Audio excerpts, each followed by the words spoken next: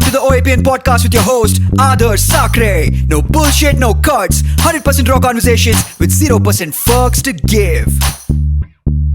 We don't encourage the consumption of alcohol, but if you want to open up a cold one while you watch this, it's not a bad idea. Welcome to episode number 115. On a personal note with Adarsh Sakare, we're here rolling on another Saturday.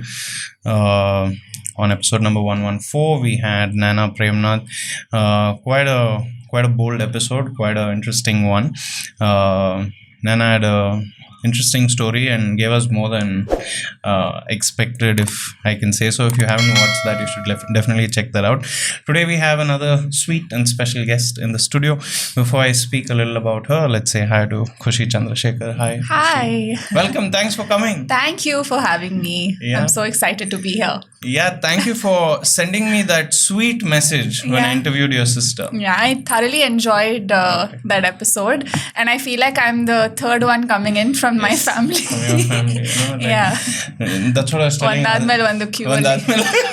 No, I told Aditya yesterday, I don't know if that family feels it, but now I feel I have a soft corner for your family. Right? So nice. Because you're the third person coming in, and I feel like, now it's a household name, even for us. So it's very nice to have you here. Thank you. But I first want to thank you for that message after you watched Hita's interview, right? So you sent me that message, and it was probably on the same day that it released. In the night, you sent me the message. I showed it to my mom, and she was so happy reading that, because it was such a heartfelt long message that she shared about what she felt about the interview. Honestly, those are the messages that kind of keep us going. Yeah. And especially coming from the closest family and friends of people we interview, it always means a lot to us. So first I want to thank you for that. So Khushi is here. I messaged Khushi. I said, why don't you come on? And she's like, listen, I'm not successful. I've not achieved anything. Yeah. And I'm like, listen, I don't know much about success, but I feel you're interesting. I feel I want to talk to you. And the things that stood out for me about Khushi, one, of course, she has this multifaceted side of herself. She's had her fair share of acting, whether it's making content by herself or making some really interesting short films, especially the one that came out this year. Very interesting. I watched it last night. Oh, nice. I'm sorry to have watched it this late. No issues. Did you like it? I liked it. I loved it. I also liked the other one that you had made a few months ago. I forgot the name, but I'd watched that earlier. Okay. I forgot the name.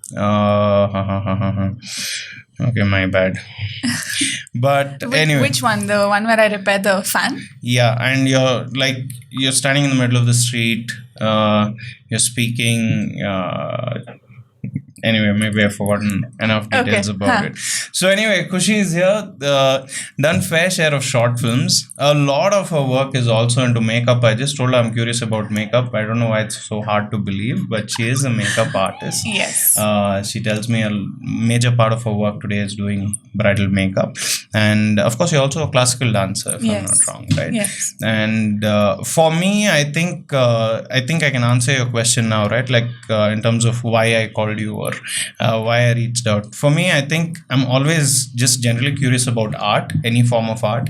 And when someone has interest towards different art forms, I automatically kind of believe that that person's interesting. Okay. Because that's nice. You can't be a boring person and have interest in art.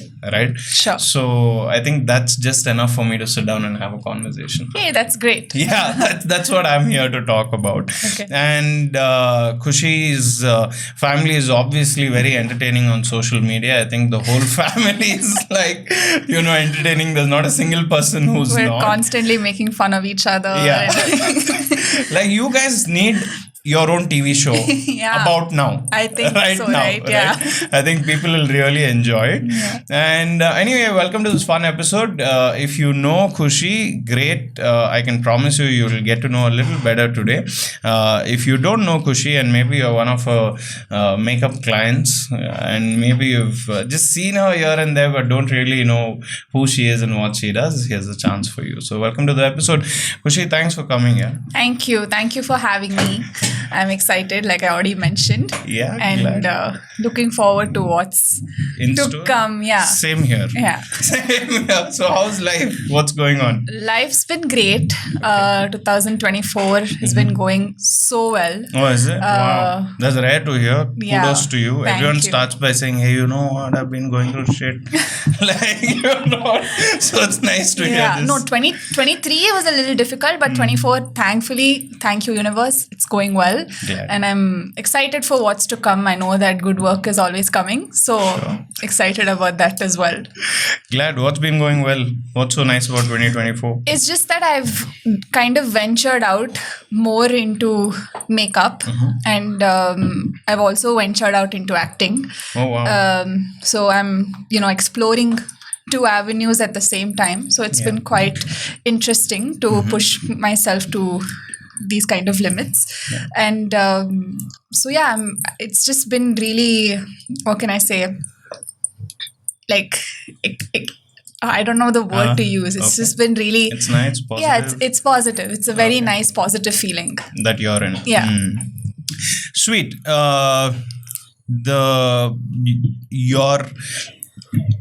Your videos or your short films that I saw, it does give me a feel like you can be this really authentic character on screen.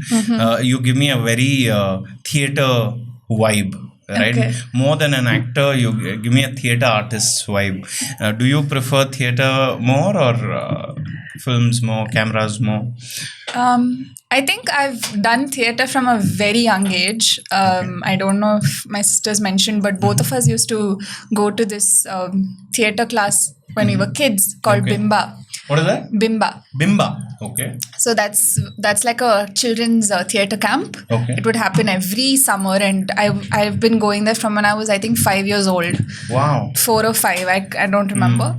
Back then, the first year when I was 4 years old, they didn't really take me into all the, natka madodu, adakella karkota irlilla, but I would go and sit and be part of all the activities and all of that. Slowly I got in.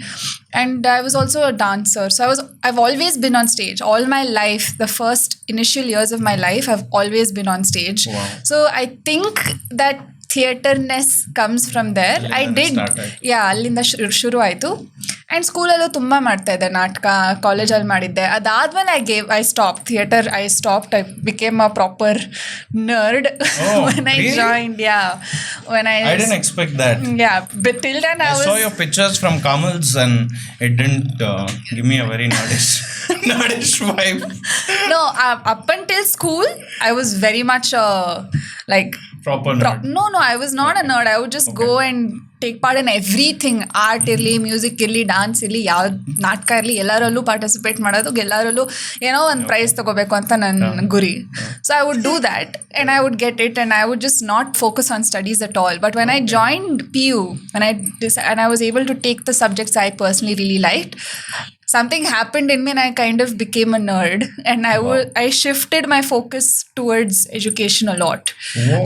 Yeah, okay. So avaga theater and these extra stuff started. Took a step back. Yeah, started taking a step back, and I kind of stopped theater after that. I've not done theater, but vibe barta andre is probably because of those many years of doing theater, but not right now. Sure.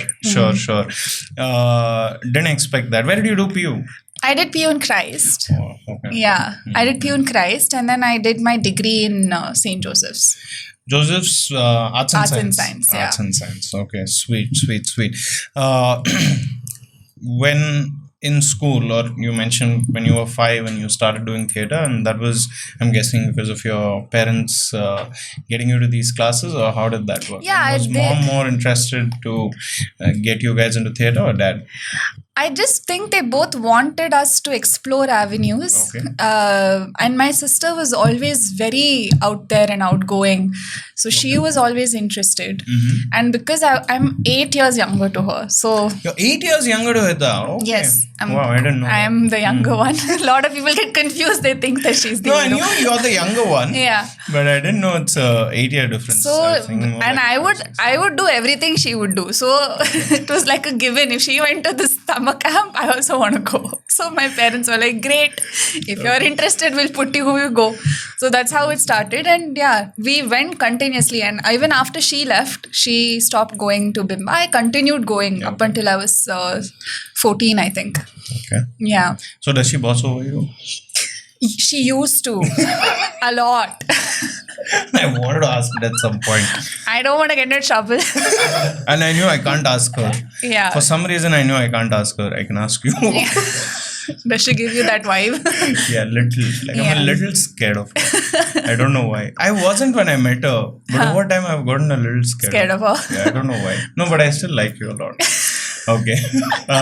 She used to be a little bit of a bossy kind of person. Okay. It's just that I was a little, because I was so young compared to her, I was a little annoying. I would constantly be behind her and like try to copy her. If she's getting ready, I would look at her and be like, what is she wearing? How is she getting ready? I would idealize her and I would copy everything she would do. And it could, obviously, if the younger one is so behind you, you'd obviously like get a little annoyed. Yeah. So she would not take me in that well. Like she would just keep me at a distance. And even with her friends, when all her friends would hang out, I'd just be like, oh, they're so cool. Like all these high school gossip stuff. High school gossip. I used to just be like, oh my God, I want to be in that room and I want to listen to what they're talking about. And I would never be allowed. So I would always have to play with my toys in the basement by myself. And she would be up with all her friends. And I'd just be like, oh my God, I wish I was like that old. And so yeah, she has been very bossy with me for a very long period of our lives. But then slowly when I grew up, we bonded so well. Now she's like my bestest friend. And I think it's the same with her as well. So we're super tight now. Earlier it was not so tight. This is proper younger sibling package, I think. Any younger sibling is always like, I used to do the same, and my sister used to get really You're the younger one? Yeah. She's 5 years older to me, and I used to just follow her everywhere. Do everything that she does.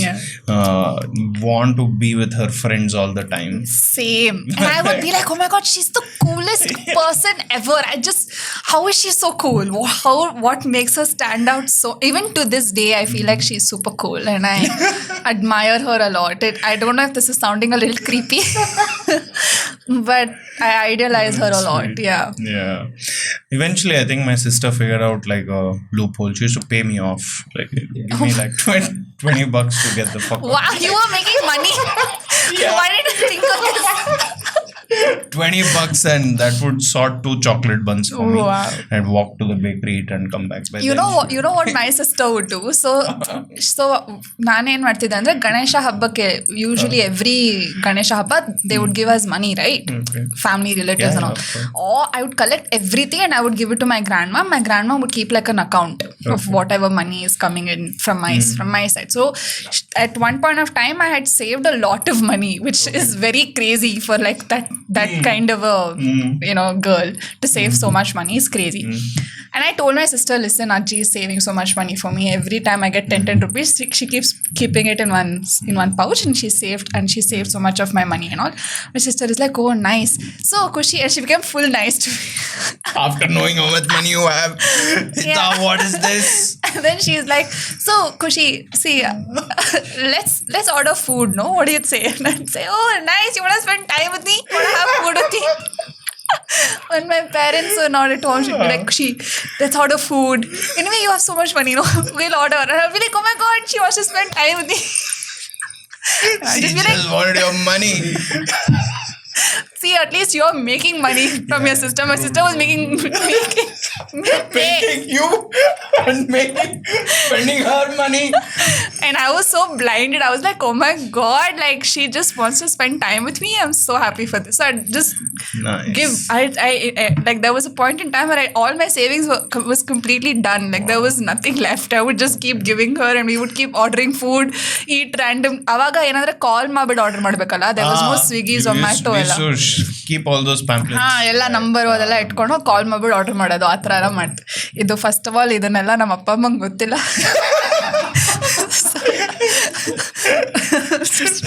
Starting on the right note, I think. Starting on the right note. Yeah. Did she tell you did you both talk about each other's dating scene growing up?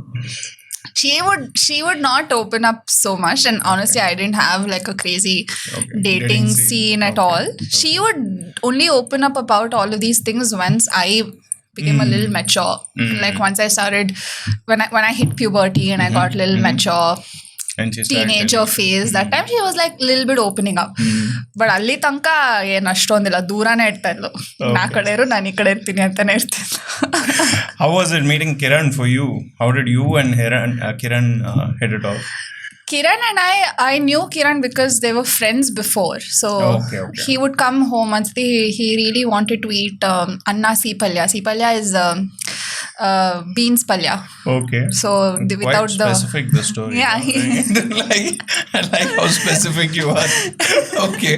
So he wanted to eat mane uta. He wanted to eat mane uta, anna saru and all of that. So he came home. My grandmom had made it, and that was one time I've seen him maneg barodu hogodu atara. But I always had that inclination. I just felt like, okay, he's a good guy and I think he'll make a good match. I think they will work out well anta nange yavaglu anistha ittu, but I was not verbally telling that to my sister because I don't know if she had those feelings for him or not, you know. Yeah, so I didn't know, and I would not put that out there. But yeah, I'm very happy it worked out because Kiran and I share a really special relationship. Like we have this, like he's always on my team. I'm so happy about that. Yeah, like he's always on my side. I know that Kiran and Hita are like a team themselves. But when it comes to my sister and I, and we end up fighting and we have an argument, he always tells, no, Khushi, I completely understand where you're coming from. You make complete sense. It's fine. And like he would come and sort things out and like always make sure I'm okay. He takes care of me really well.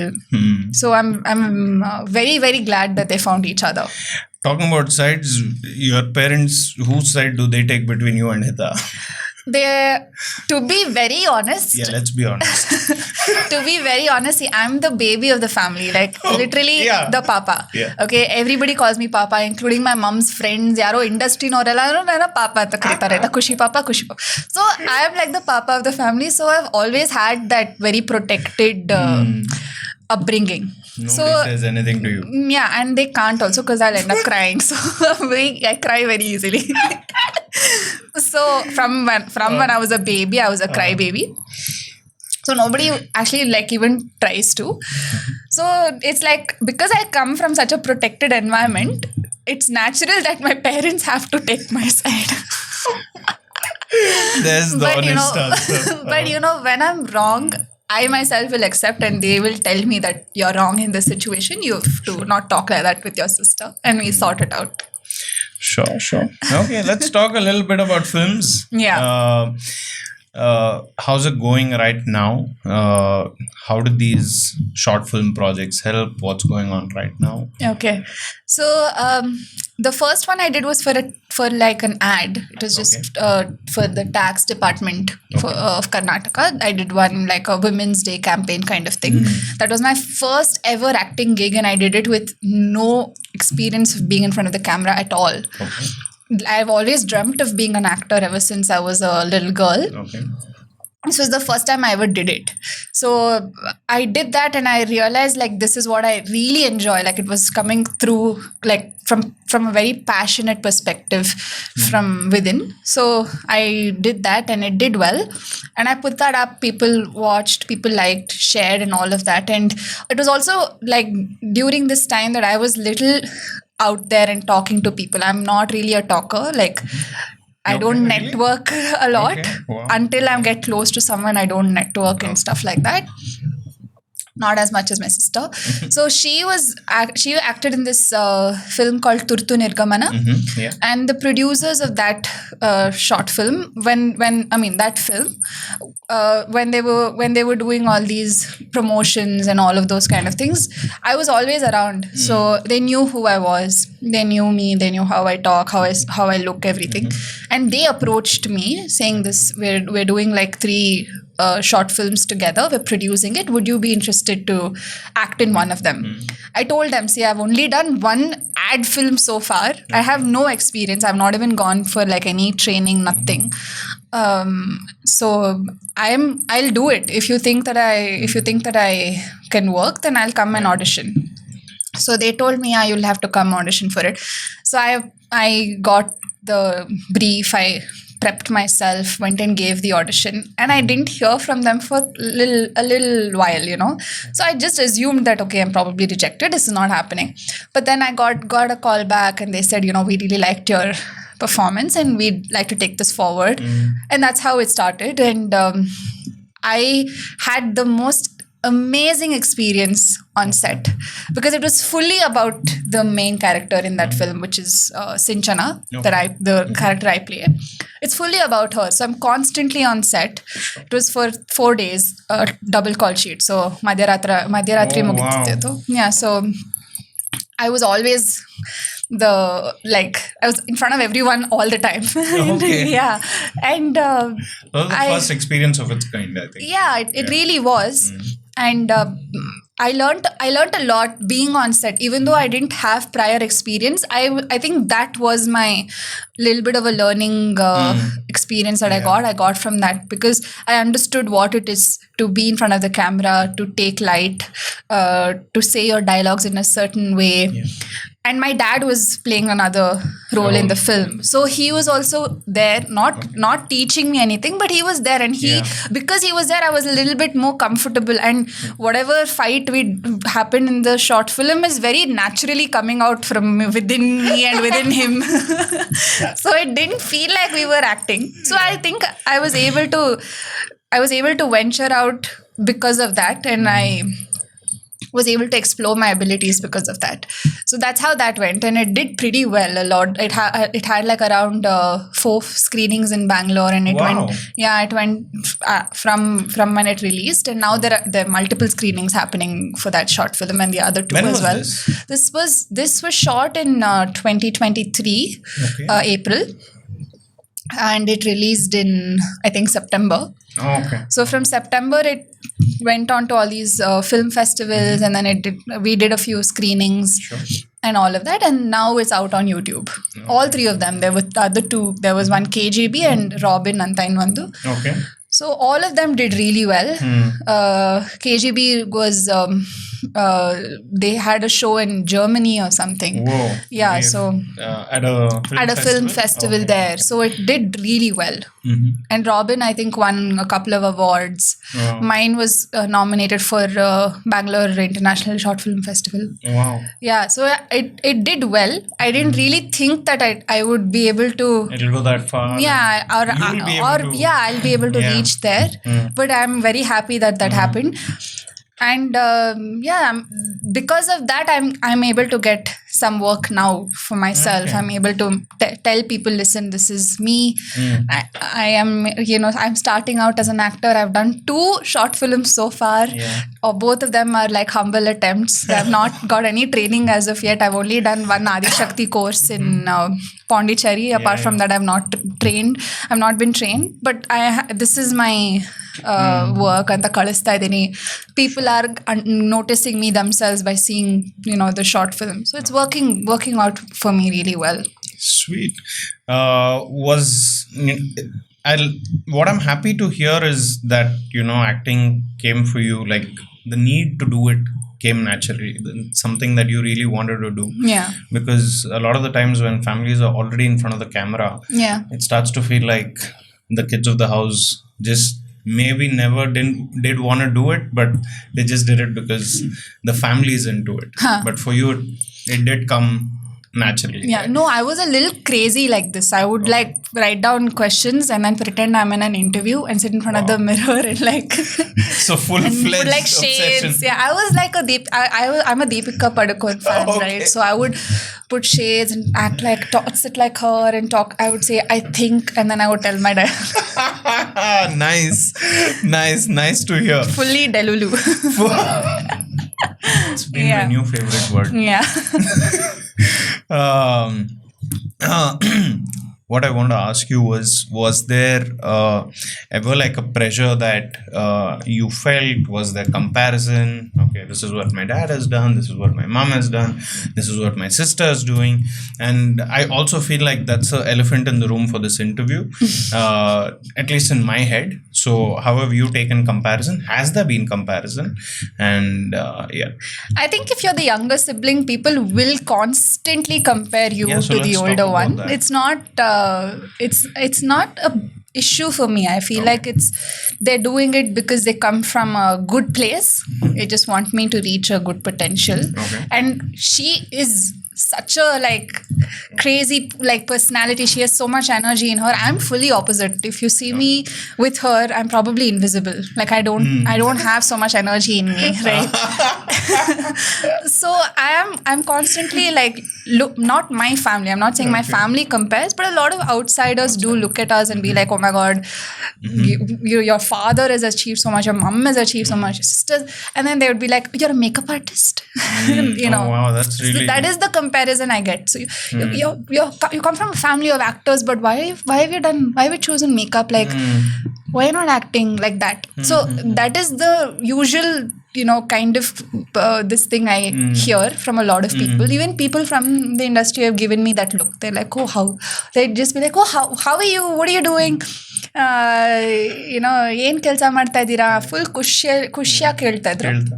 And I'd say I'm a bridal makeup artist. They'd just be like, oh. Like, you know, Like so I almost get like a drop in expectation. yeah. So that I've faced a lot. But I'm whatever they say otherwise, I'm okay with. I take it with a pinch of salt. I'm not really too hurt or Yeah. I don't take it very personally. Interesting. But I mean, I guess that's the thing, right? Like we all have our own journeys, first of all, and it's sad that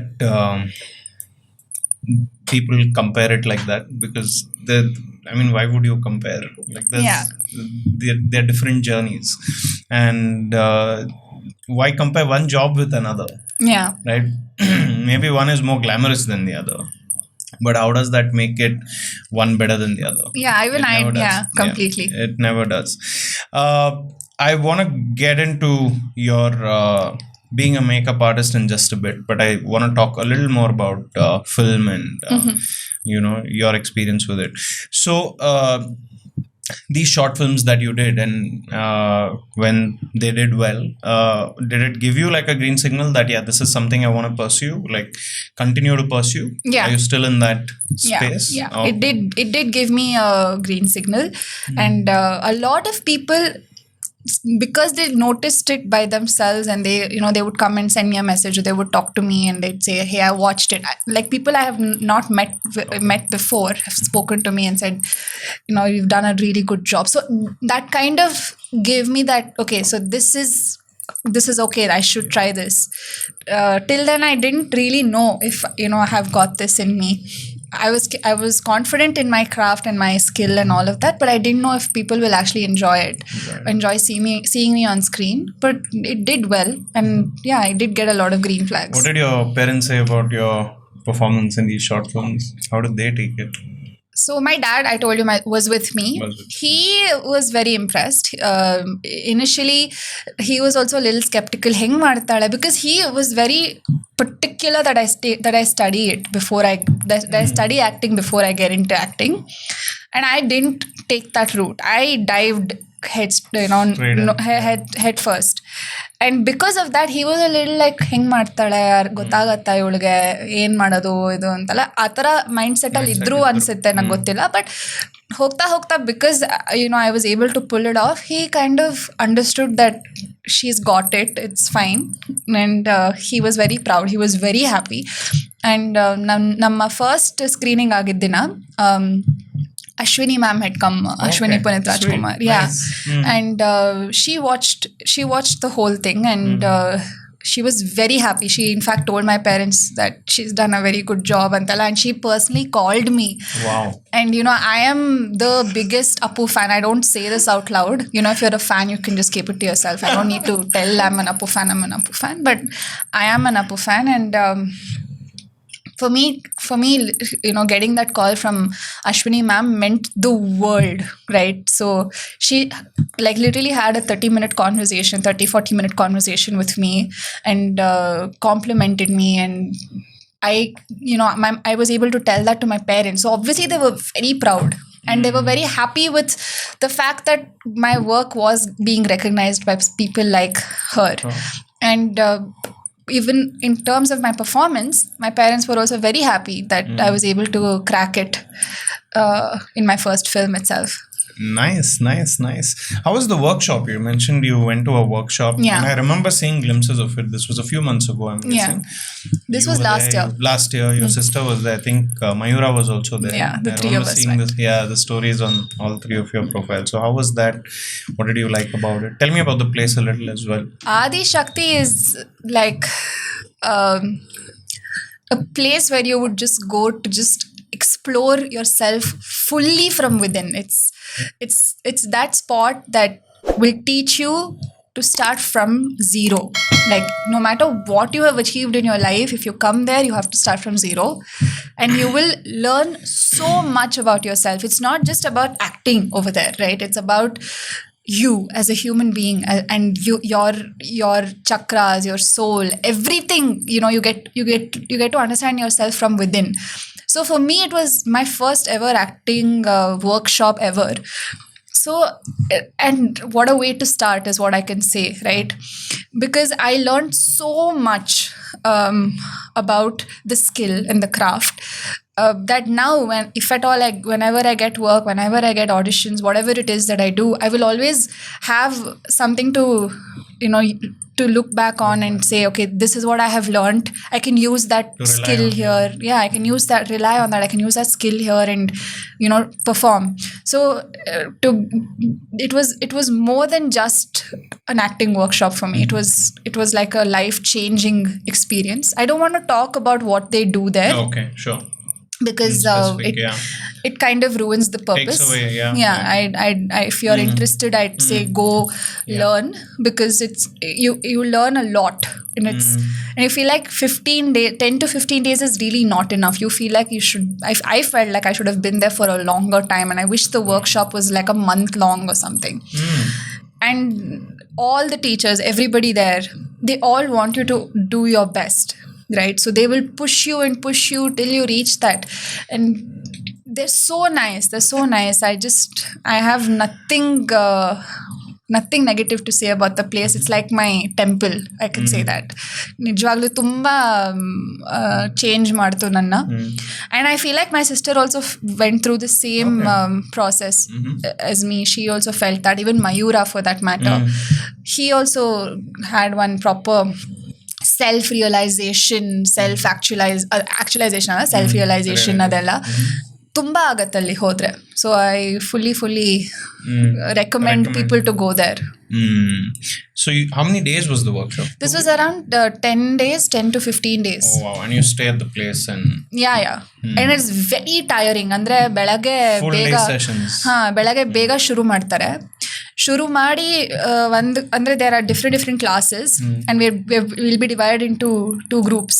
And my sister was very particular that Mayura and I are not in her group. She wanted to be by herself, so we had to share a room, my sister and I. If we share a room, you're not in the same group, atara. So that the activities don't get discussed. So since we both were in a different group, we both had our own experiences. Mayura and I were in the same group, and we would start early in the morning, and then we would end late in the night, and then we would just finish, and we'd just be like, oh my god, right now I just want to sleep. And you're not thinking about anybody else. And there was a point in time when my parents would call, and both my sister and I would just be like, listen, we don't want to talk. We just want to sleep. I just want to get rest. Because you're in that world constantly, you forget about everything else. ನೀವು ನಿಮ್ಮ ಅಪ್ಪ ಅಮ್ಮ ಹೆಂಗಿದ್ದಾರೆ, ನಿಮ್ಮ ಮನೇಲಿ ಏನು ನಡೀತಿದೆ, ಆಚೆ ಕಡೆ ಏನು ನಡೀತಿದೆ ಅಂತಲೂ ನಿಮ್ಮ ತಲೆಗೆ ಬರಲ್ಲ, ಆಯ್ತಾ? Because you are so engrossed in the work that they give you. So it's one very different experience. Nice. Yeah. Intense. Intense, Sounds intense, yeah. And which is what is required, I guess, at some point. I mean, if you're taking up a workshop like this, that is what is required. Yeah. Nothing lesser than that. That's nice. So you never wanted to get into the ad film things? I mean, is that something you want to pursue? Modeling for ads? I mean, yeah, because a lot of people also use that as a good entry into Industry, yeah. Right now I haven't tried anything. ಮಾಡಬೇಕು ಆಸೆ ಇದೆ, but I feel like I want to start with films. Okay. I want to first take this route, no matter how difficult it is. I want to pursue that. But I'm very well aware of the pros of going into the ad industry, because you can put your face out there. People will get to know you very easily. All of that, I totally agree, and that is something I would like to explore, but not as of now. Not as of now, for sure. Wow. Okay. When you spoke about people comparing these two professions that you like both. You like acting, you like being a makeup artist as well. Of course, we spoke about how there's no need to compare. But for you personally, how do you look at these two channels? What do you enjoy more? Have you asked yourself that, or are both equal? You love both equally? I love both equally, but for me, makeup is like meditation. Acting is an escape. Oh wow! So that's how I look at it. When I do makeup on myself or on my client, I feel like I'm in my most calm zone. I'm in my meditative state when I'm doing it. When I'm acting or when I'm playing a role on stage, whatever it is, or I'm dancing for that matter, it feels like I'm escaping reality for some time, away from myself. So that's how I like to look at it. And it is very common to compare both of them, because normally this society has set a standard for, or like the societal norm for makeup is, it's not a job that is given that is really respected. Yeah. A lot of people do not respect makeup artists or hairstylists for that matter. And people who come to that industry, right? I'm not just saying about the bridal makeup industry. I'm also talking about makeup artists who work in film sets or film productions and all of that. All of them come from very humble backgrounds. They've seen a lot in their life, and they're trying to make ends meet. Either their family is dependent on them, they have not finished their education. Some of them will just come to make money, to make their ends meet. So in such a situation, imagine being disrespected, right? So a lot of disrespect I've seen on when it comes to makeup artists. Towards makeup artists and hairstylists. A lot, like they don't treat them nicely at all. It's very, very rare. So when I decided to take this up, I knew that I'm going to get this. I'm going to be treated like an outcast in my family. Not in my doing family. Something below the respected. Can you imagine? All 4 of them are celebrities, and I'm a makeup artist. So, like, that is what the image is of like people. When they talk to me, they'll talk to me with that in their mind. Isn't that so sad? Like, damn. And I am just doing this because I'm passionate about it. Yeah. I don't even look at it like that. I don't even. And who says makeup is easy? It's really not. It's really not, because especially if you're a bridal makeup artist, you are like solely responsible for the bride's mood the entire day. You mess up something, her mood is done, gone. And she will be the center of attraction, right? Everybody will be looking at her. All eyes will be on her. If she is not confident, if she is upset, you can see it on her face. So you're literally responsible for her entire image. Not just for the event, I think, just the day, right? Because if she's not happy, then the whole everything. That's what I'm trying to say. You're responsible for literally her. Like, you're taking care of her. So it's not easy at all to deal with clients, brides, and all of that. With that, this kind of comparison, this kind of disrespect we get, I feel like it's not fair. I think it's not I think not the same across the world though. No, it's not. It's here that they do that. But I also blame the film industry for that, because even the film industry, when they make films about movies, about heroes, they show makeup artists like they're just helpers. Like there are scenes from many movies where the actors mistreating the makeup artist, or there are people who don't speak to them. They almost looked at below below the average respect you need to give a person.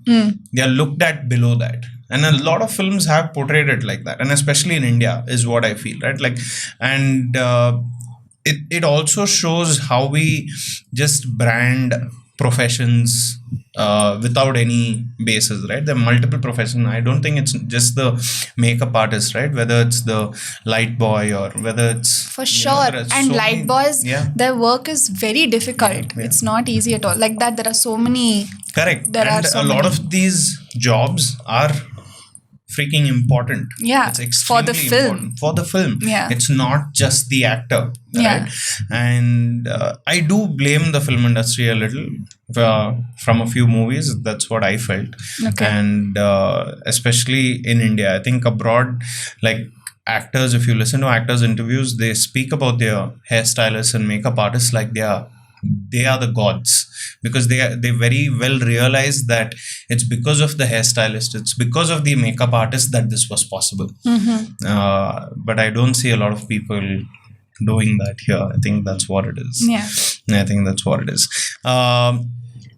You've had a fair share of effort put into making content around makeup on social media. So how has that gone for you? How's social media gone for you? Let's talk about that. Social media is one of my favorite pastimes, I can say. I had initially thought of making that my main source of income.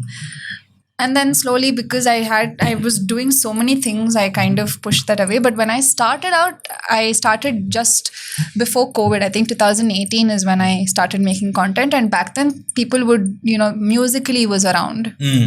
TikTok, Musically, that was around. And then TikTok came, and I would make videos on TikTok, makeup videos, adu idu antala. People started noticing, oh, see kai Chandru Magalu, makeup ಮಾಡ್ತಿದ್ದಾರೆ. And they would follow me. And actually my interest, obviously I have interest in makeup and all. The reason why I started making videos is because I love editing. Okay. I love editing. So for me, I find it like super interesting to sit and edit and look at the final product and all of that. So I started making videos for that, and it started doing really well. Got really good reach. Avaga IGTV anta ittu. Ivaga bari reels ide. Munche IGTV ittu, and I would make proper and I would make proper videos for IGTV. I would do campaigns. I would promote brands. I would do all of these things. People would constantly come and ask me for recommendations. I would do lives, and I built a community for myself. COVID time, it really I really was able to upscale my Instagram game. I set up my terrace and made it look like one studio. Oh, really? And I did all of that, and did really my community was really nice. Even to this day, no matter how inconsistent I am about posting content now, the same people, who would follow me back then, they still follow and they still comment. They'll say, oh my God, you're back. We're so happy to have you back. And they send me and I'm very, very active with my followers. I'll constantly be in touch with them. I'll talk to them, have a normal conversation with them. And a lot of them, they've seen me grow from literally 500 followers to now, right? So it's not a lot. It's not a lot. It is a lot. But it is a lot. it's still growing. But they've seen me through all of that. Sure. So it's just been very, very gratifying. And I feel like because I started doing that, I was able to, pick a niche for myself and start my own venture of getting into makeup. By then, a lot of people would come and ask me, hey, ನನ್ನ cousin ಮದ್ವೆ ಇದೆ, ನನ್ನ ಮದ್ವೆ ಇದೆ, ನೀವು ಬಂದು makeup ಮಾಡ್ತೀರಾ ಅಂತ. ಇನಿಷಿಯಲಿ ಐ ವುಡ್ ಸೇ ಇಲ್ಲ ನಾನು ಬರೀ ವಿಡಿಯೋಸ್ ಮಾಡ್ತೀನಿ, ಮೇಕಪ್ ಎಲ್ಲ ಮಾಡಲ್ಲ ಅಂತ. But then I started thinking, so many people are constantly coming and asking.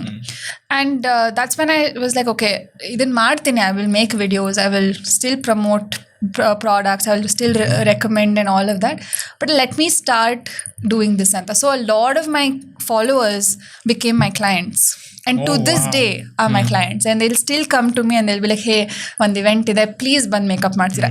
They still come and talk to me through Instagram only. I get most of my orders through Instagram. So it's worked out for me professionally as well. So yeah. So and I'm sure this is also an industry that's only growing, right? People are willing to spend more on their makeup now more than ever. Yeah. Is that what it is? Yeah, it's I can say it is a growing industry, but it's also very saturated. Especially it's a very saturated industry. If you think about it, like every other person you talk to will be a makeup artist. If one in 5 or 1 in 8 people are makeup artists. The reason is because the wedding industry, or the wedding industry is growing right now. It's people are spending a lot to get married, right? So obviously people who know that they can make money here will come here and will want to learn. And ಏನಂದ್ರೆ ಇವಾಗ ಎಲ್ಲರೂ classes ಶುರು ಮಾಡ್ಕೊಂಡ್ಬಿಟ್ಟಾರೆ. ಅಂದರೆ ನಾನು makeup artist, ನಂದು ಇದು ಒಂದು studio ಇದೆ, ಇಲ್ಲಿಗೆ ಬನ್ನಿ ಮೇಕಪ್ ಕಲಿಸ್ಕೊಡ್ತೀನಿ, 1 ತಿಂಗಳಲ್ಲಿ ಯು ಕ್ಯಾನ್ ಲರ್ನ್ ಮೇಕಪ್, 1 ತಿಂಗಳಲ್ಲಿ you can become a makeup artist. Lot of people have done it, and I'm not talking about the actual really good well established makeup artists. I'm not talking about them. They have really, they've been killing it. I myself have attended one of their classes and all of that. They're all killing it. Like I understand them doing it because they have so many years of experience. I'm talking about people who have just learned for 1 month. They're only opening a studio, and without experience of working with clients, they'll start and they will charge lesser than what actual makeup artists charge for these courses. So you kadme charge ಮಾಡ್ತಾ ಇದ್ದಾರೆ, they have got the certificate from this big makeup artist, so I'm going to go and learn from her, and the people will go. So it is so saturated at this point that even though it's a growing industry, it's very difficult to find clientele in this industry. Even though it is so successful, even though money is for sure to come, it is difficult to get client orders because it's so saturated. Everybody will be like, oh, you're siklilva inobru irtare. Like it's that kind of an industry right now. What, like when we speak about the well established ones, what are these guys charging for these courses? I don't know. I've heard like they charge anywhere from around 50 to 1.5, 1.25. Yeah, they can go up till there, and I feel like it's worth if they charge that much, because they have enough years of experience. They know what they're teaching. They've gone abroad. They've learned. They've really pushed themselves to the brim to learn. So if they charge like that and they have classes like that, I understand people go there and learn from them. But people who have not got any experience, if they are starting classes, I've heard a lot of people do that. I feel like that is where it's going to get saturated. That is where is the problem. All these other big, very well-known artists, I'm in awe of them. Like I would like to be an entrepreneur like that, I would like to get that much experience to start my own course. But that will not happen like that for me. The content also that you make, is that also like saturated? Like a lot of people, are they also making a lot of this content which is saturated, or at least on the content side there's a lot of learning that's still left? No, there are a lot of influencers, makeup influencers, like you can I'm sure you would have seen a lot of them on Instagram, and they all have their own quirk. Okay. I have my own quirk. Mine is that I do whatever comes to my head, and I keep it very simple, to the point. I don't like go all around the place and all of that. And most of my looks are things that you can easily recreate. If you have these 5 products, you can do this. That is what I try to achieve. And so people will never feel like, oh, this is getting too much, or this is if they come on Instagram, they will not feel like it's a saturation situation, right? They'll not feel saturated because everybody has their own niche, everybody has their own quirk. It's not like that in the content creator industry. And has it become easier or harder to get these brands to collaborate? See, it's not easy. And does it pay? Yeah, it's not difficult to get brand deals, but the thing is, not everybody will pay. They'll expect you to do barter. They'd expect you to do barter. And this is one thing I'd really like to talk about is when you are approaching a creator, approach a creator by looking at her profile, looking at his profile, seeing what they have to offer and what is working on their profile, right? That is something that you as an agency or a brand will need to do, like some sort of homework before you reach out to that person. What they do is they come up with a script. They'll say, this is the product, this is what we want you to do, and they will give you details to what nail polish including what nail polish color you should be wearing, what background you should have, what hairstyle you should have. So we don't have creative liberty at all. So everything is mentioned, everything is detailed, and then in the end they'll say, this is for a barter collaboration, we will not be paying you for this. There are a lot of brands, there are a lot of PR agencies that will be ready to pitch you for a paid collab, and I'm very grateful to have worked with such brands and agencies. But there are a lot of them, random agencies, they'll reach out to you and say, hey, we have like a really interesting collab coming up. This one is going to get you out there in the market. This is what the product is. This is and all of that. And then in the end, they'll say, this is a barter collab.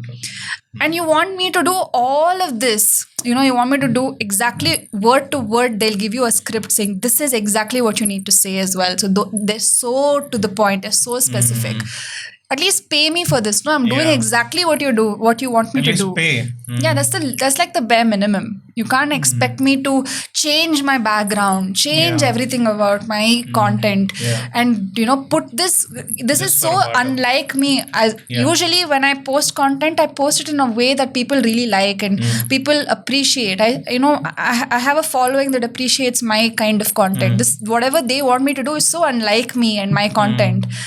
So because it's so different, at least for that I should get something out of it, right? So it's very difficult, and making money in this industry is very difficult. It's not easy at all, and it will take you around 30 or 40 days to get payment. Yeah, it's very difficult. Wow. So these days, what's taking more of your time? Is it the content, or is it your makeup work that you get, your bridal makeup? Bridal makeup for sure. Okay. Bridal makeup. Does it keep you busy? It keeps me busy, and it really messes with my sleep cycle as well. Oh, really? Yeah, because it's very odd for muhurta and all that is very odd hours alva. Belage early morning irutte. Obrobrugantu 5 ಗಂಟೆಗೆ ಮುಹೂರ್ತ, 5 ಗಂಟೆಗೆ ಗೌರಿ ಪೂಜಾ. So ಅವ್ರ 5 ಗಂಟೆಗೆ Gauri, so I have to leave Mane at around 2 o'clock, which is so unheard of in my family. Yeah, it's very difficult to let them, calm them down and say, they'll be so worried because I have to get up late in the night and go. So athara ella, it keeps me very busy, awake, and I get good number of orders. Ee month one good number of orders bandre I'm good to go anta ನನಗೆ ಒಂದು ಸ್ವಲ್ಪ security ಸಿಗ್ತಿರೋದು makeup ಇಂಡಸ್ಟ್ರಿಯಲ್ಲಿ. Makeup. Yeah. And what I feel is like the content that you're making around it is also a good what do you say, it's easy for a new person to also come and judge, right? Yeah. Like what your work is, what you're doing. It helps. The content always helps the real work as well. It's not just for entertainment purpose. If someone's really looking at you to come to get their makeup done from, the content actually helps them understand what you actually do. Yeah. So has the content driven a lot of this work as well? Yes, it has. And nanenandre I'm very when a client comes approaches me for an order, I'm very specific about what I offer. I will tell them, listen, if you're coming to me, you should know that my makeup is not going to look cakey. It's not going to be heavy. There are a lot of people who like heavy makeup. I am not one of those people who will deliver heavy makeup. Mine is going to look like your skin. You will feel like you have not worn makeup at all. It'll just feel like you have just put blush or something. Skin ತರನೇ ಕಾಣಿಸುತ್ತೆ. I'm not trying. Look artificial. Artificial ಅನ್ಸಲ್ಲ, and it will not look heavy at all. So if you're coming to me, you should know that this is what I'm going to offer. This is what I'm going to do. This is how I'm going to do your makeup. So I make that very clear. And because a lot of people want that, they don't want heavy makeup. They don't want to look like another new human being on their wedding day. They say, okay, let's do a trial, and I give them a trial, and they're fully okay with it, and they book me. So that's how I'm able to get more clients, is because I'm very, very specific about what I have to offer. I don't beat around the bush. I don't say idu ಮಾಡ್ತೀನಿ, ಇಲ್ಲ ನಾನು ಇದು ಮಾಡಲ್ಲ, ನಿಮಗೆ ಈ ಥರ ಬೇಕು ಅಂದರೆ ನೀವು ಬೇರೆಯವ್ರ ಹತ್ರ ಹೋಗಿ, ನಿಮಗೆ ಹೆವಿ ಮೇಕಪ್ ಬೇಕು ಅಂದರೆ ನೀವು ಬೇರೆಯವ್ರ ಹತ್ರ. It's not like I won't do makeup at all. I will accentuate your eyes. I'm very well known for my eyeliner. A lot of people come to me only because they want me to draw their eyeliner. So it's like they book me just for that. So, eyeliner is one of the things that clients come to me for. Oh my God, okay. Yeah, so, ಅದೆಲ್ಲ ಚೆನ್ನಾಗಿ ಮಾಡ್ತೀನಿ. I'm talking only about the skin, about the base. If you want a heavy base, if you want to look grand, don't come to me ಅಂತ ನಾನು clear ಆಗಿ ಹೇಳ್ಬಿಡ್ತೀನಿ. ನನ್ನ ಮೆಸೇಜಲ್ಲೇ ಇದೆ. If you want skin like makeup, you are in the right place ಅಂತಾನೆ ಹೇಳ್ತೀನಿ. So ಆ ಥರ ಇರೋ ಕ್ಲೈಂಟ್ಸೇ ಬರೋದು ನನಗೆ. ಆ್ಯಂಡ್ ಆ ಥರ ಇರೋ ಕ್ಲೈಂಟ್ಸೇ they will tell another friend of theirs, mouth to mouth ಇದಾಗಿ those people will also come. So it's basically like that. So what's currently going on? What do you want to do next? Is there a project you're on? Is there a short film that you've read for? Is there something brewing? Yeah. What is brewing? Yeah. You don't need to drop names, of course, but what's brewing? There are two exciting projects that's brewing. One I don't know if I can talk about any of them, but one is a short, and the other one, I don't know if it's a short or a feature. It's in. Okay. I can't reveal the deets, but very exciting team, good team, especially the short. The team is really nice. Very well known producer. Okay. Very well known producer. Yeah, that's what I can say. And I'm doing a character that I know for sure is going to be very, very, very challenging, because she's completely opposite to who I am in real life. One character trait that is opposite in the role. I cannot. Trait also you can't give me. Like you can't tell me like I'm. No, like I'm slightly more angrier. She comes. I acknowledge that I come from a place of privilege. Okay. Like I have. I'm aware of that, but she doesn't. Okay, so little you gave me. Okay, that's nice. That's where I can. That's how much I can reveal. Nice. So the work's already started? Not yet. Yes, it started. I mean, the shoot hasn't officially started, but workshops are happening. On. Yeah. So that has started, and excited. Sure.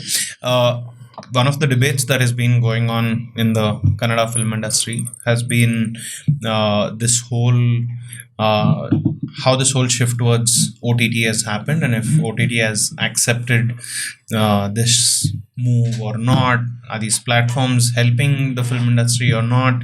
A lot of these debates have been going on. But what I wanted to ask you is, do you see the Kannada film industry changing? And if it is changing, in what way has it changed according to you over the last few years? I think it is changing. It is getting better. A lot of people are making really nice, good films.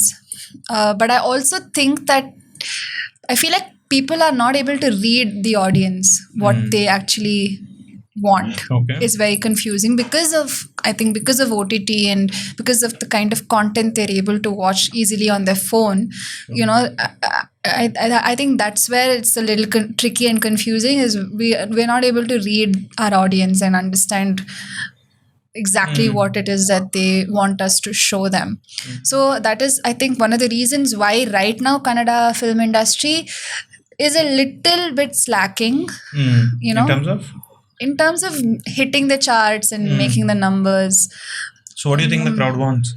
I honestly don't know. I, like, for example, now Bhima and Krishna Pranaya Sakhi, both of them are doing so well, and both of them are so different. Like, this is all about this is like a mass movie, and this is a proper rom-com. So and both of them are doing well. So where to what to do is the question. Yeah, so it's a little tricky situation, but I'm very, very, very confident that the industry will be able to crack the code and get on with it and get back to its original form. What's the type of film that is your dream film or dream role, or yeah? I think I've heard my sister say this quite a bit, and I completely agree with her. I want to do roles that people notice. I'd like to be noticed. I don't mean to say that, like, I don't mean to say that I want to be a heroine material kind of a girl. If I get that, that's great. Like, people will still notice me. But I also want to do roles that are impactful in some sense. So deep, complex, layered roles. Like, for example, the one I'm doing in this short Which you're not telling us about. Which is this deep, complex role. Yeah. Okay. So stuff like that I want to do, and I want to explore, and I want to constantly be in a place where I'm challenging myself. I don't want to stay in that comfort zone of, oh, this is who I am and I want to stay. I don't want to do that. I want to constantly be pushing myself. So roles that will challenge me and are not like me, I want to do those kind of roles. Who are your role models in the industry? Who inspired you over the years? One is the first one in Kannada industry, I think, is Radhika Pandit. Okay. She has done heroine roles, and she's also done roles that are very unlike the other roles, right? Yeah. So she's there in, like, she's done an array of roles, basically. So I admire her a lot, and I also really love how she carries herself as a person. So Radhika Pandit tops the chart for me, and the other one right now is Chaitra and Rukmini. My sister, my sister is a given. Like, I think she's, You don't need. like, I idolize her above a the lot. list. Yeah, it's like there. Yeah. So Chaitra, Rukmini for sure. Yeah. Both of them are also doing amazing roles, and I know that they've signed up really amazing projects also. So those kind of meaty roles is what, like. And I think both Chaitra and Rukmini, I mean, this is what I felt. They are also examples of the type of actors the film industry is ready to produce, who are not a single wavelength actor, right? Like, their range is so broad, and I feel that is also a new wave in the Kannada film industry. Like, I feel if not the audience, at least the producers are starting to expand their wavelength and saying, okay, what are the different type of films that we can start to do? And both these actresses kind of I would say are big examples of what's actually possible.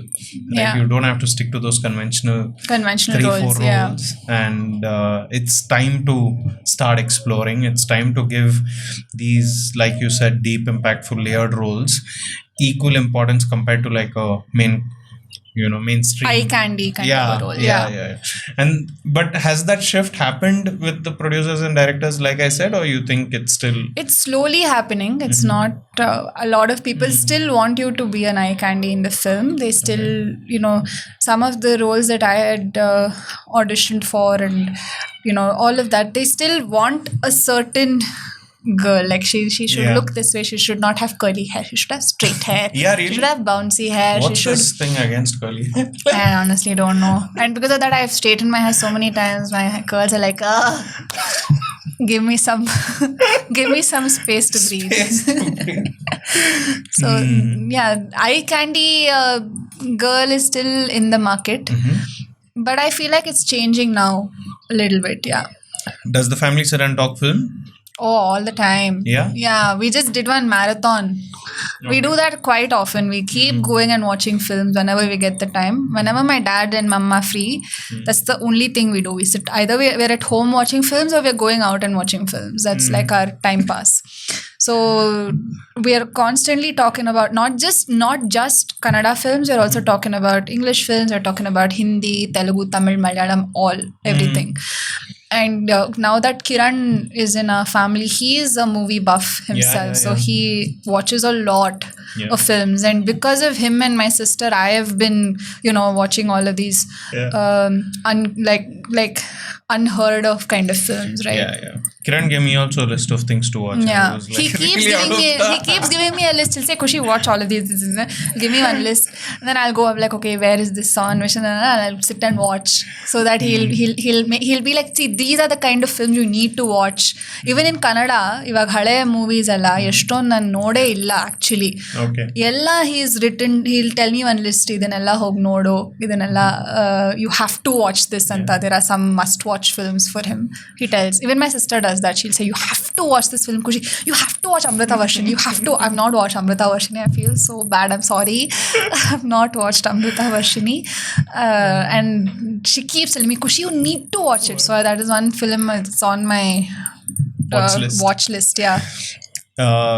One of the guys who I felt is so aware of all of films and all of Kannada literature and films is Mayura, I think. Like his knowledge on not just music but just actors generally is so much. Yeah. I don't know if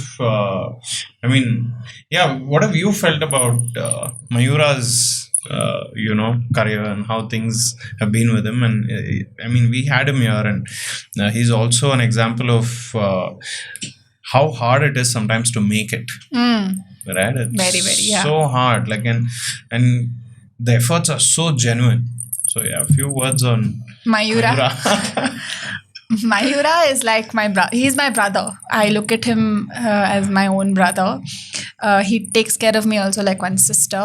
He also calls me Papa. So we share a very nice brother-sister bond.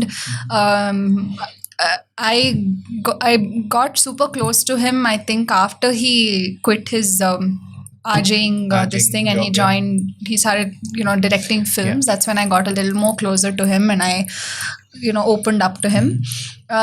One thing I've always felt about him is that no matter what, he will not give up. No matter what, he will keep striving to achieve what he has set his mind to, which is so inspiring. This is something that I constantly try and learn from him, is that you will always find a way to make it work. Like even if the world stops, even if there are n number of hardships coming your way, you will be able to make it through.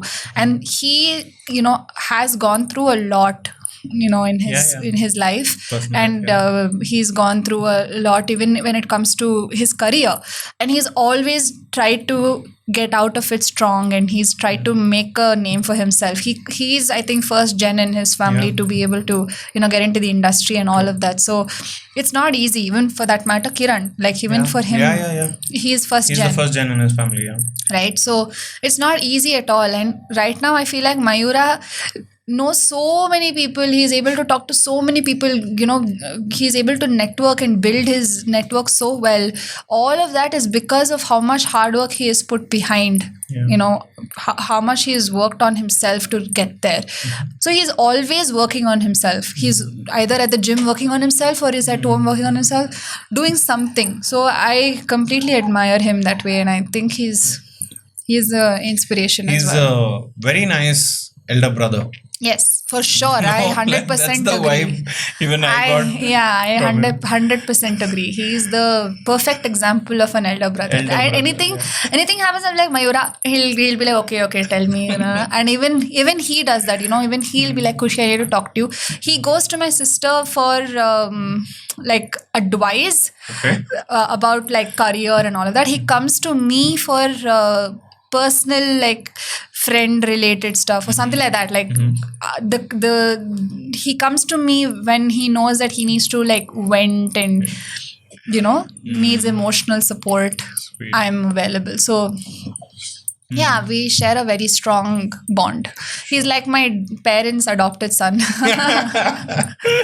Nice.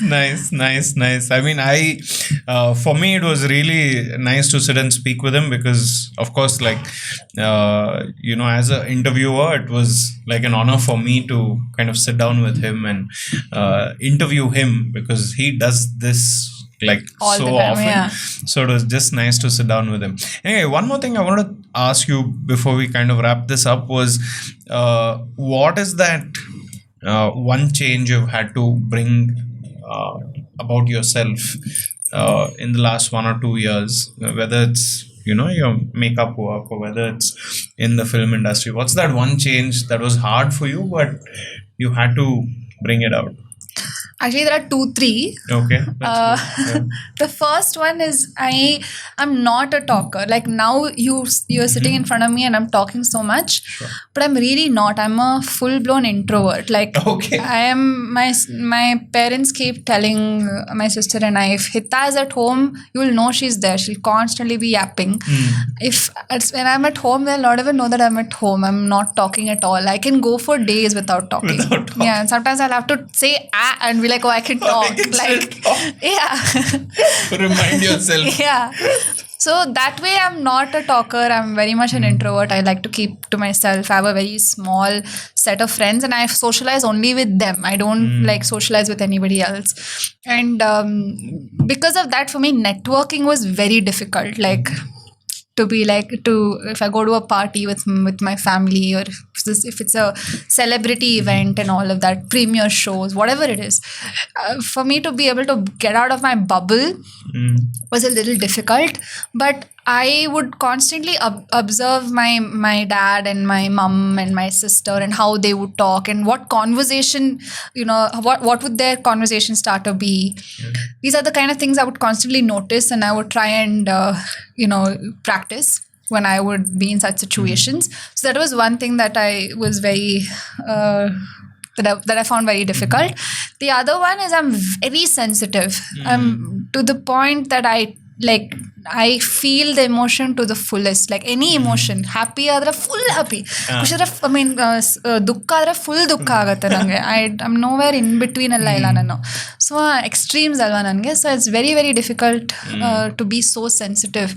So for example, when my dad went to Okay. I don't know if I can say the name. Can I? You should tell us later if you can say it or not. So you can say the name and then let him know later. Yeah, okay. If it needs to be beeped or not. So when my dad, I think that's fine. No? When my dad went to a lot of troll pages were making content and memes about him, and it really got to my mother and I. My mother, though, her health went crazily. Those are the memes. Yeah, no, it was very bad. Like, No, Adarsh, I like do it was remember, just. But I didn't know that. Yeah, it was very vulgar and cheap, and they would call him names, and people would disrespect him, and what I would do, which is wrong, which my sister also would always tell me not to do, is I would go and read the comments of all these posts. First of all, I've read the meme, it's very disrespectful. Then I go and sit and read everybody's comment, what they have to say, what are they talking about my dad, what are they referring to. That's painful. It was very very difficult.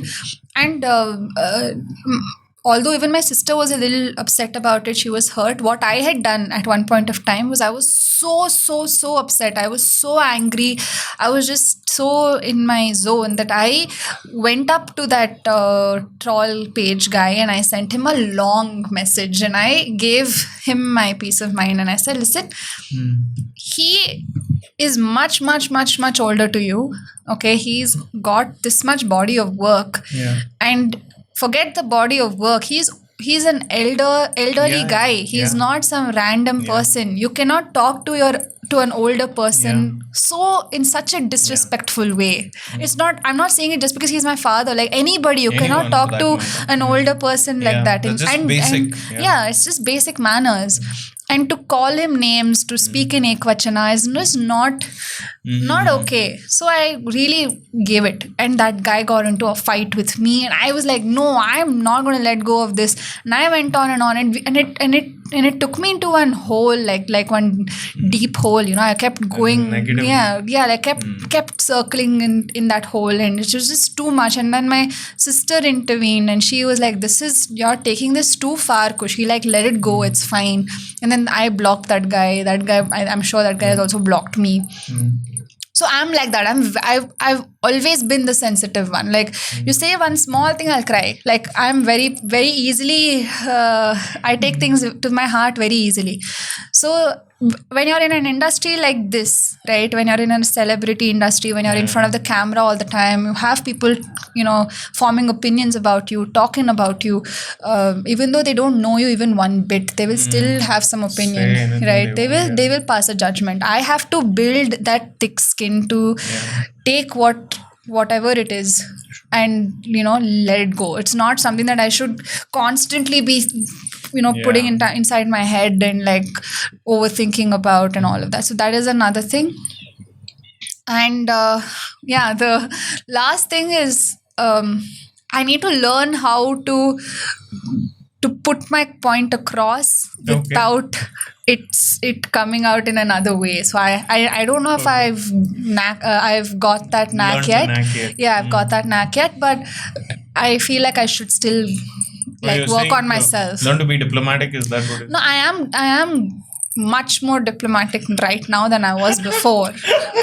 Like earlier, I'm quiet. I think that's one of the reasons why I'm so quiet, is because when I say something, I'll just say it. Like sugarcoating. I don't think too much, and then I'll be like, I shouldn't have spoken like that.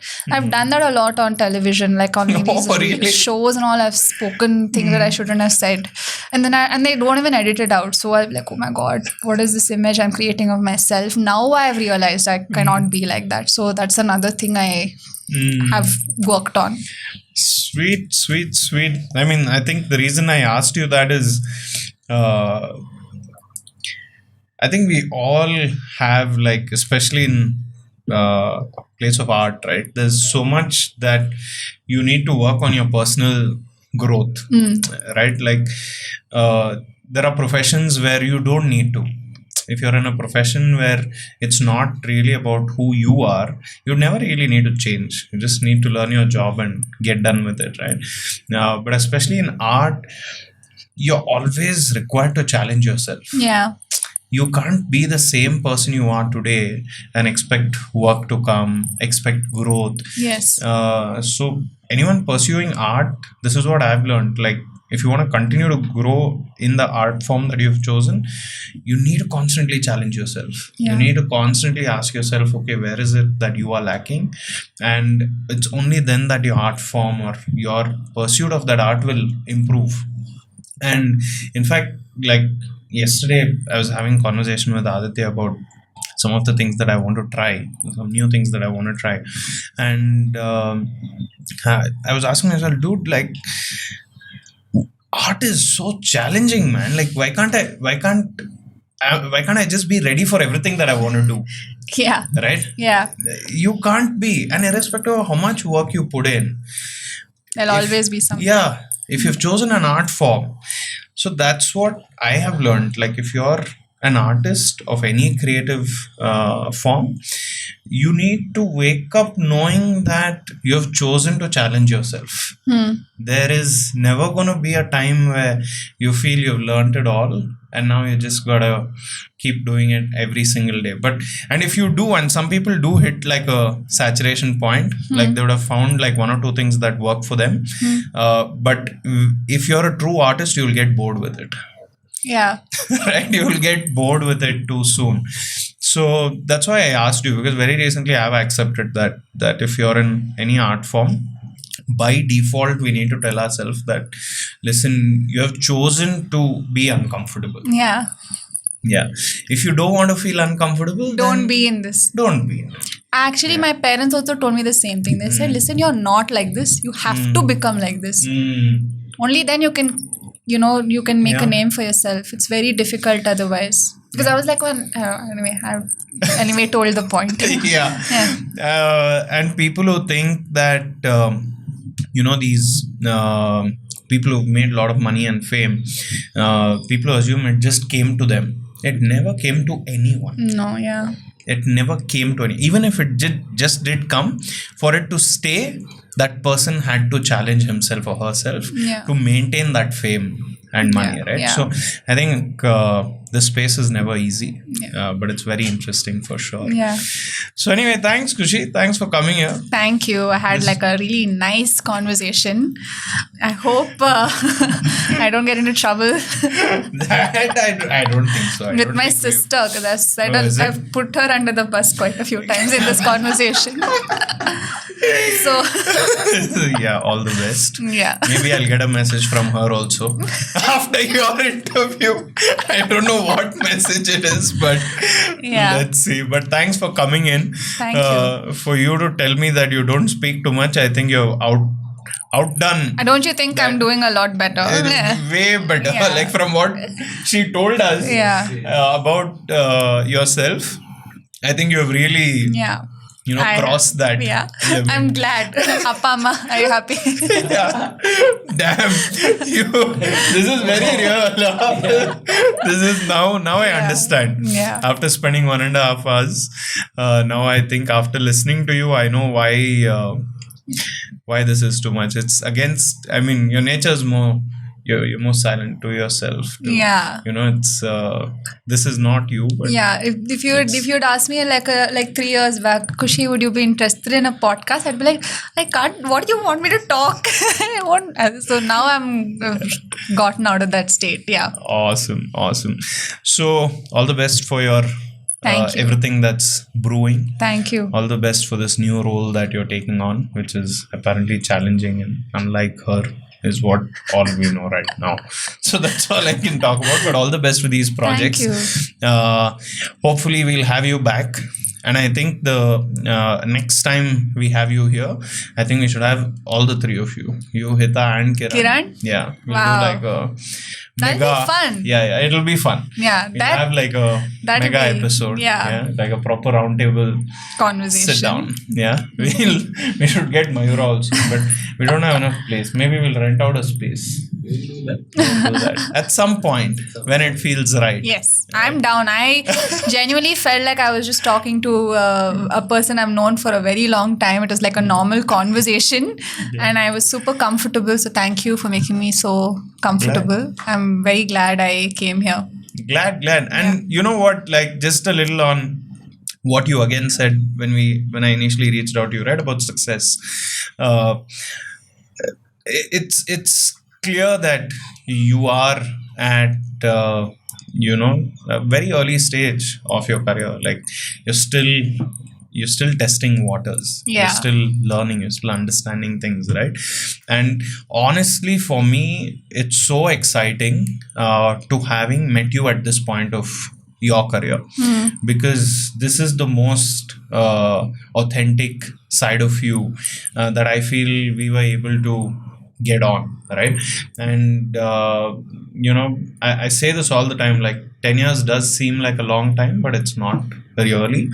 But I feel like in 10 years, when we do look back at this interview, I think we'll just be happy that I was here. yeah, because in 10 years a lot of things change. Yeah. And if there's one thing that's not going to change is us doing these interviews, and we're definitely going to keep interviewing you at periodic intervals. I'm So I think looking forward to that. that's exciting for me, right? Because for me it's all about context. Like there are a lot of things that you said today that may just sound like a thought or an idea, but in 10 years when we do sit down for the third or the fourth time, whatever it is, and then when we draw context of that interview to this, it'll make so much more sense, right? Yeah, And yeah. it'll just be a beautiful setting. Yeah. And for me, that's the reason I want to continue doing this. So Yeah.